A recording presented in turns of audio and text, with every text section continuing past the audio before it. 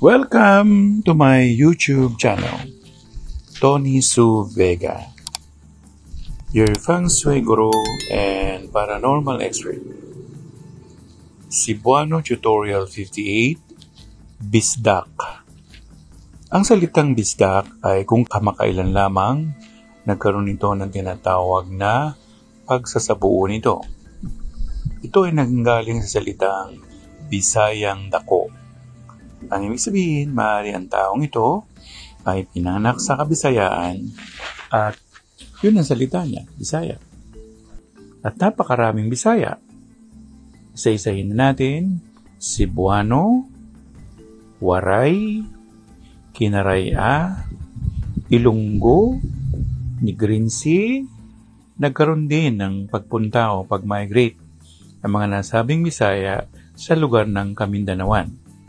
Kaya hindi mo rin masabi kung restricted lamang ba ang Bisdak sa Visayan region. Kasi ultimong ang mga Bisaya sa Davao. Yung iba doon tinatawag din na Bisdak o Bisayang dako. Hindi siya offensive term.